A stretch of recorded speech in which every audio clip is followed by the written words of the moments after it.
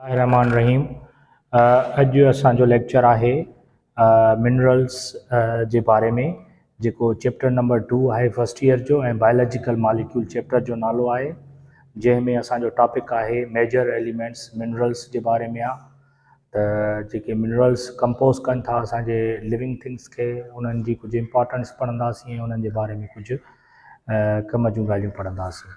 सभ खां पहिरियां त मेजर एलिमेंट्स जेके आहिनि उहे तक़रीबन दोज़ एलिमेंट्स आहिनि which are 1% are greater in the living bodies are called major elements. उन्हनि खे असां मेजर एलिमेंट्स चवंदा आहियूं। जीअं मिसाल तरह ते वठूं असां ऑक्सीजन, असांजे बॉडी में जेका हूंदी आहे तक़रीबन 65% जेका क्वांटिटी आहे उहा ऑक्सीजन जी आहे।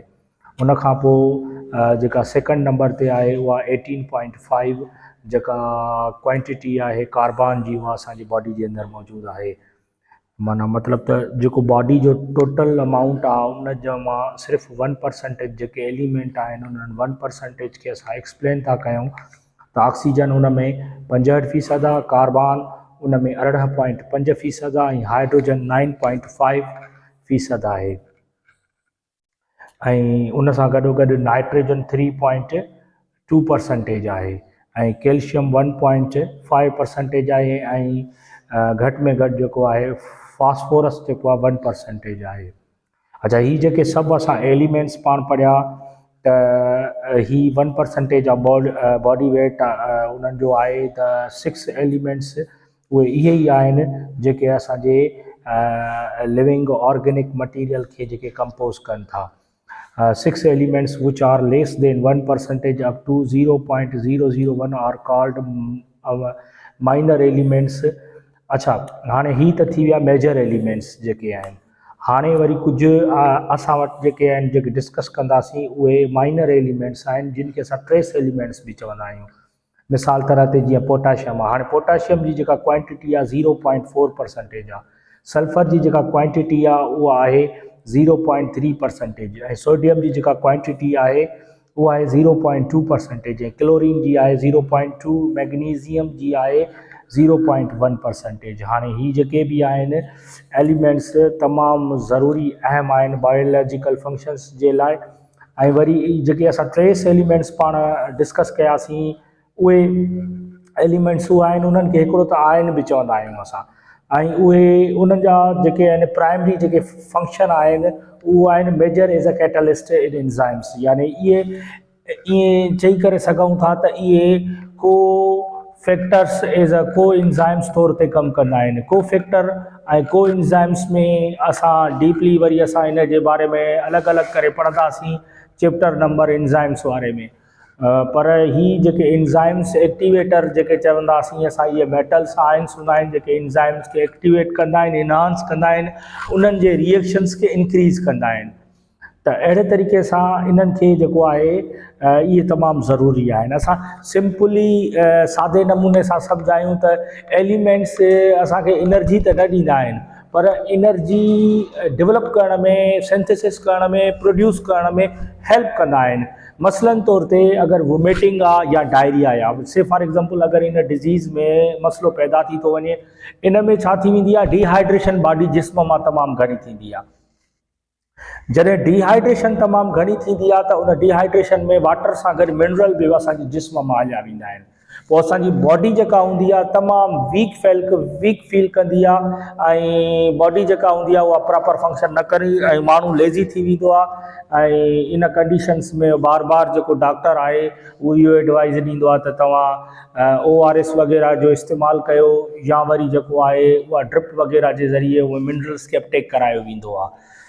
त अहिड़े तरीक़े सां इहे तमामु ज़रूरी आहिनि। उन खां अलावा ट्रेस एलिमेंट्स में जीअं मिसाल तरह ते ऑक्सीडेशन रिडक्शन जेको हिकिड़ो प्रोसेस आहे उहो बि असांजे जिस्म में अंदरि हिकिड़ो केमिकल मेटाबॉलिक रिएक्शन थींदो आहे, जंहिंमें इन्हनि जो बि रोल आहे। जेके ट्रेस एलिमेंट्स आहिनि जिन में असां आयरन जो मिसाल वठूं, कापर जो मिसाल वठूं, आयरन ऐं कापर उन जो एग्ज़ाम्पल आहिनि। ऐं ॿी ॻाल्हि इहा त वरी आयरन जेको आहे मेन कॉन्स्टिट्यूट आहे कंहिंजो हीमोग्लोबिन जो। हाणे हीमोग्लोबिन डिस्ट्रीब्यूटर आहे, गैसिस एक्सचेंज कंदी आहे असांजे जिस्म जे अंदरि, ॾे वठि कंदी आहे गैसिस जो। मायोग्लोबिन में भी जो मेन जी करे चवंदासीं असां मिनरल आहे उहो भी आयरन आहे। मायोग्लोबिन जेका असांजे बॉडी जी प्रोटीन स्ट्रक्चर में हेल्प कंदी आहे, असांजे मसल्स के डेवलप कंदी आहे। वाइटल जो है रोल जो है वो ट्रांसपोर्ट ऑफ ऑक्सीजन वो कंहिंजो आहे हीमोग्लोबिन जो आहे, पाण जेको डिस्कस कयोसीं। हाँ elements which are less than 0.1 are called minor, इहा डिस्कस करे चुका आहियूं त उन्हनि खे माइनर एलिमेंट्स चवंदा आहियूं या ट्रेस एलिमेंट्स चवंदा आहियूं। ऐं उन्हनि में कहिड़ा कहिड़ा उहे मॉलिक्यूल्स आहिनि, उहे कहिड़ा कहिड़ा मिनरल्स आहिनि, जीअं एल्यूमिनियम थियो, बोरान थियो, कापर थियो, मैग्नीज थियो, आयरन थियो, जिंक थियो, ब्रोमिन थियो, फ्लोरीन थियो, सिलिकॉन थियो, आयोडीन थियो, इहे सभु जेके आहिनि इहे पंहिंजो ट्रेस एलिमेंट्स आहिनि जिन जो असां पाण ज़िक्र कयो आहे।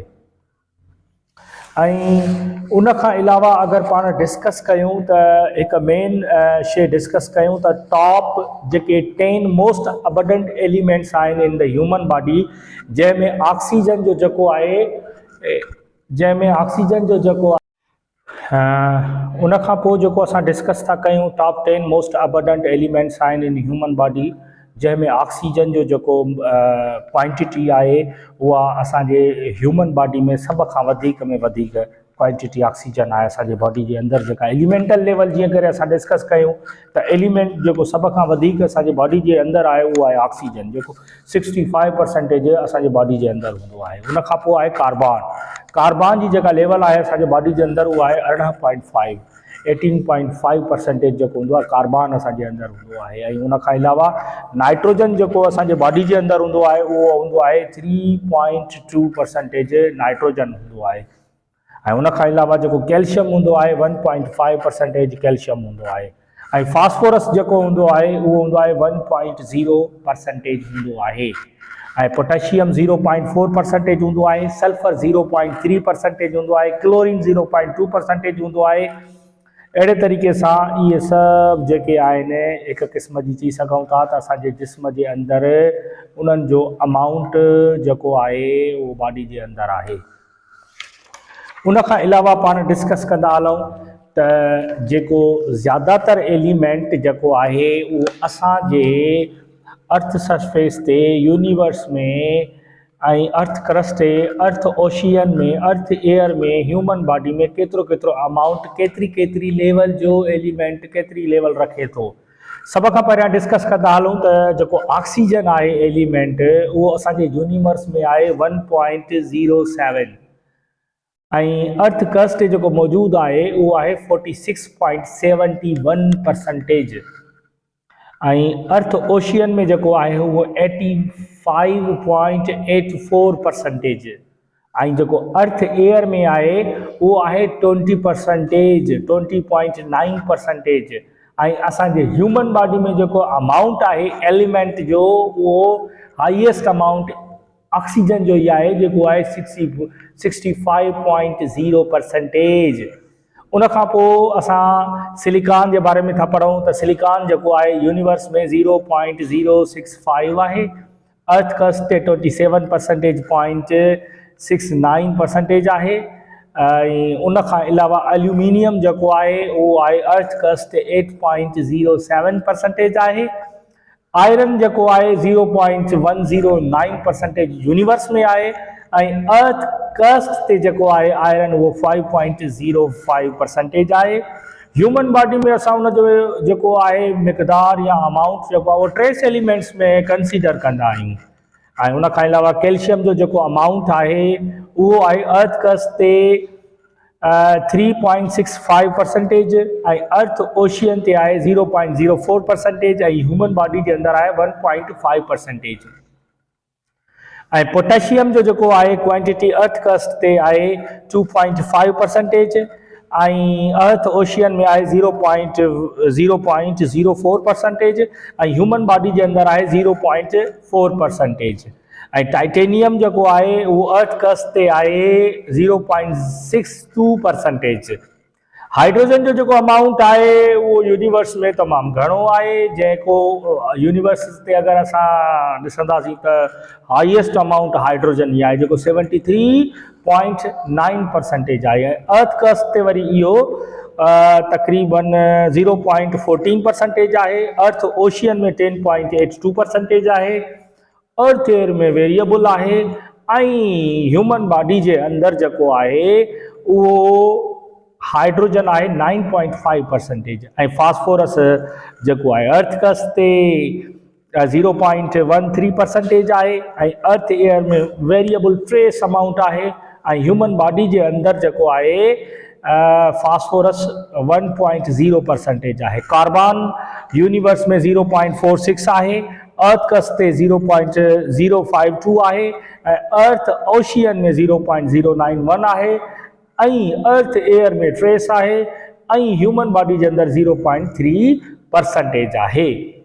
बेरियम जो वठूं त बेरियम जेको आहे अर्थ क्रस्ट ते 0.05 आहे। क्लोरीन जो मिक़दार जेको आहे 0.045 आहे। अर्थ ओशियन में 1.95 आहे। ह्यूमन बॉडी जे अंदर 0.2 आहे। क्लोरीन जो जेको आहे 0.035 आहे। फ्लोरीन जो 0.029 आहे। ज़िरकोनियम जो जेको आहे 0.025 आहे। निकिल जो 0.019 आहे। ब्रोमियन जो ट्रेस आहे अर्थ क्रस्ट ते। अर्थ ओशियन में 0.0067 आहे। नाइट्रोजन जेको आहे 0.095 यूनिवर्स में आहे।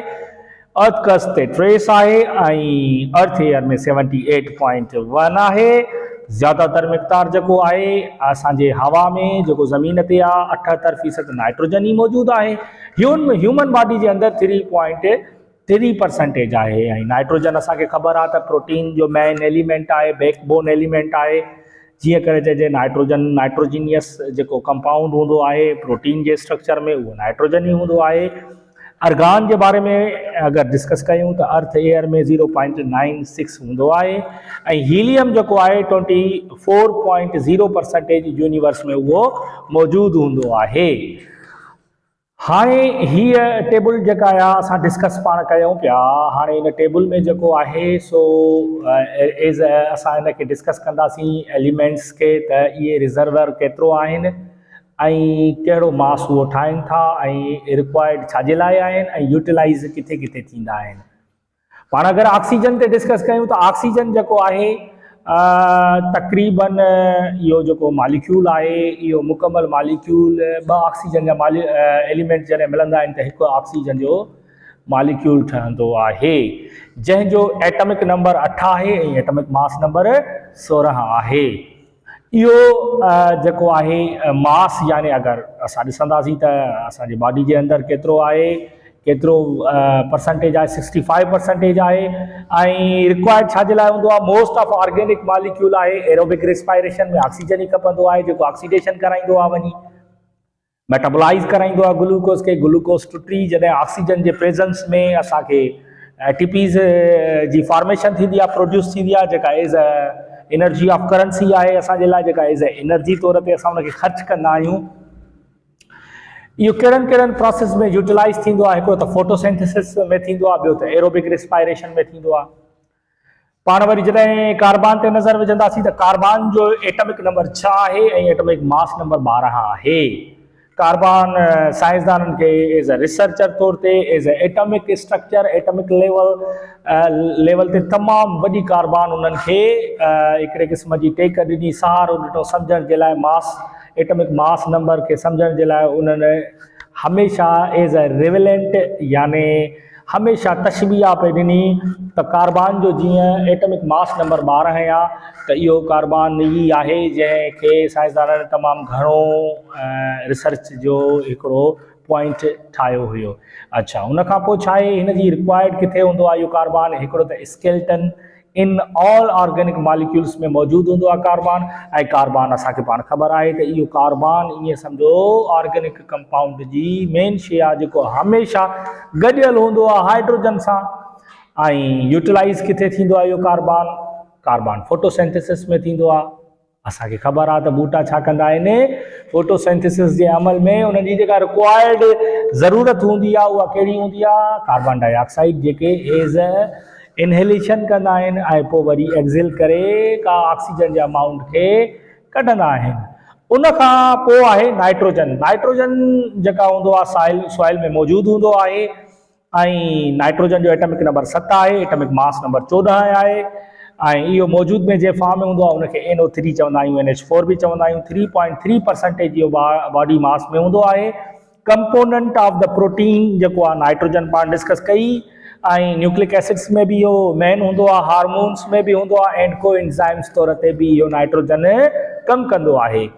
अगर पाण इन ते ॾिसूं त इहो यूटिलाइज़ किथे किथे थो थिए, त एब्जॉर्प्शन में थींदो आहे, न्यूट्रिशन में थींदो आहे, प्रोटीन ऐं न्यूक्लिक एसिड्स सिंथेसिस में ई नाइट्रोजन जो तमामु हुजणु ज़रूरी आहे। उन जो नतीजो इहो ई आहे त पाण जेको यूरिया प्लांट्स खे ॾींदा आहियूं, उन में ज़्यादातर अमाउंट जेको हूंदो आहे नाइट्रोजन ई हूंदो आहे। एज़ अ भाउ तौर ते जेको इस्तेमालु कंदा आहियूं, त जीअं ॿूटे जी जेका स्ट्रेंथ आहे, ॿूटे जी जेका बॉडी आहे, उहा मज़बूती वठे नाइट्रोजन जे करे।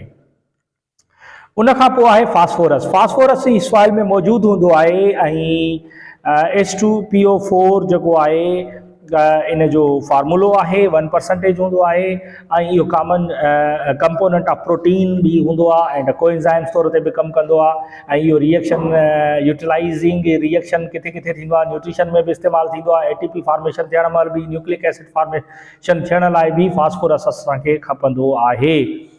ऐं फास्फोरस जेको आहे पाण अगरि ॾिसंदासीं त इहो तमामु बुनियादी अहम एलिमेंट्स आहे एज़ अ ATP में। ATP में जेको एनर्जी ॾियण वारो जेको एलिमेंट आहे, जीअं एडिनो ट्राईफॉस्फेट, त असां जेका मेन शइ फोकस कंदा आहियूं ATP में, उहो आहे फॉस्फेट ग्रुप।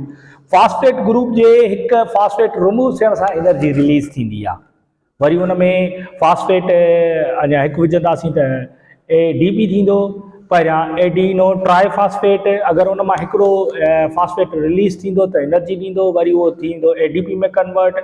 ADP मां अगरि हिकिड़ो फॉस्फेट रिमूव थी वियो त उहो थींदो AMP में कन्वर्ट थी वेंदो। त अहिड़े तरीक़े सां फॉस्फेट जेको आहे एज़ अ एनर्जी असांजे लाइ सिको आहे, एज़ अ एनर्जी पर्पज़ में लाइ इस्तेमालु थींदड़ इहो वाहिद जीअं करे चइजे एलिमेंट आहे जेको तमामु घणो कम जो आहे।